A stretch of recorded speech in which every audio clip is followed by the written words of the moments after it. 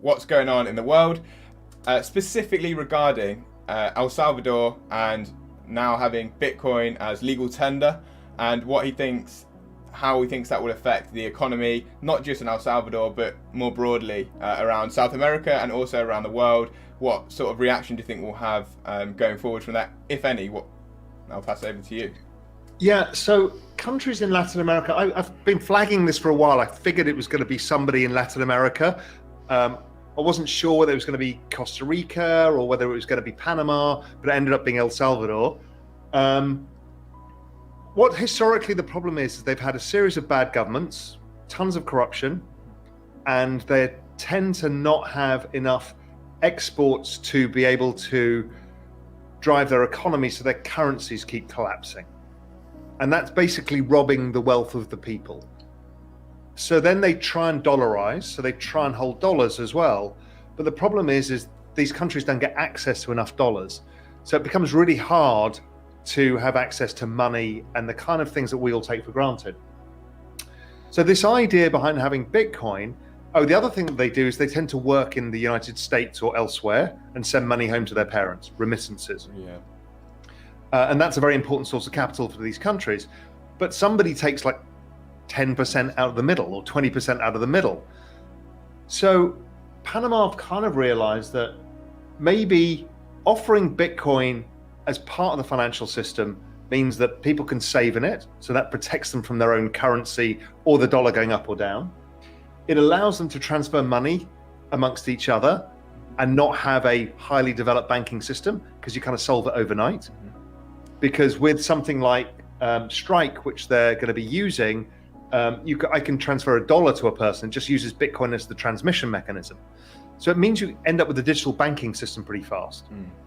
And that gets rid of all the middlemen and the costs and the need to build out an expensive banking system. So there's a bunch of things that I think are really useful. El Salvador's small, but it's the start. And we saw people in the Brazilian parliament, Argentina, Panama, Paraguay, Mexico, all looking at the same thing, because they're all plagued by these issues. Sure. So yeah, that was something I wanted to touch on, was obviously the cross-border payments section of that. Being a big XRP follower, I wanted to know what you thought that would do to go against CBDCs in a way. Obviously, what I pictured in my head is maybe a microclimate of Bitcoin around South America, should that start to come into fruition like that. And then, but obviously then we're going to have America trying to race to keep the dollar as a global reserve currency. And I'm trying to relate all this to the race that China are kind of winning in regards to CBDCs. So I don't really think I've asked this very well, but I want to know what you think America's reaction will be to this Bitcoinization if it comes from Latin America first. I understand it won't massively affect their economy, definitely not overnight, but I want to know if you think there'll be any counter reaction to that. I mean, they're not abandoning the dollar. Mm-hmm. What they're basically doing is adopting this as a banking and saving system. Sure. So I don't think the US has anything to fear in this. How do the central bank digital currencies fit in? Well, we don't know. We don't know because the US would still, or Europe or China or the UK, still control who gets the money through the CBDC. In this case, it's a non-bank controlled layer, so people can't get in the way. So they can't say, we're blocking Salvadorians from sending money home, right? Which is what we do to China, and we do to Russia, we do to Iran, we do to Venezuela. So it kind of does change that game. And XRP, they're also working on this solution too. And I think they're all the same thing, meaning they will all exist together because, it's a multi-project world out there, and all of these systems will end up being interoperable. So maybe some money that starts in one country starts using XRP rails, but ends up using Bitcoin rails and then CBDC rails, and we won't even notice. Mm-hmm. Because in the end, we don't know. I don't know what computer you're using, mm-hmm. what Wi-Fi you're using, what internet type you're using, what modem you're using, what software, nothing, right? Of course. I just connect and I'm talking to you. Yeah, exactly. And that's what money's going to be like. Yeah. Okay, awesome. Yeah, okay, so I'm going to get on to the next topic then. So we've kind of answered this already. I was talking about how you first got into crypto and whether your views on your portfolio diversification, if you can talk about this, are still the same. So from what I've already read about you, you were mainly, if not 100% Bitcoin. Are you still that pro-Bitcoin? Has anything changed for you? Yeah, I've changed a lot since then.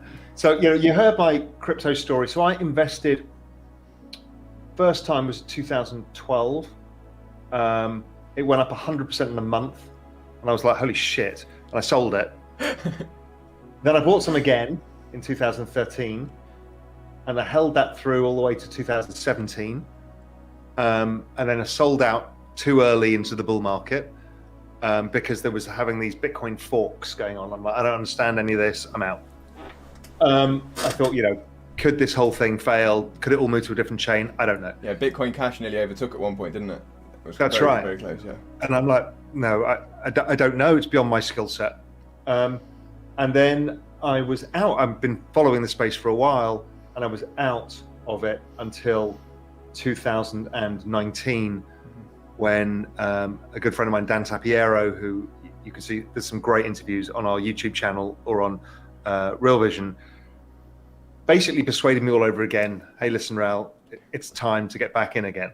So I started doing the work on it again, and then the point came. I always knew that the macro world of investing with too much debt and these aging demographics and all the problems in the financial system, the next recession, they were going to meet crypto, and they were going to become the same thing, because crypto was the solution and this was the problem.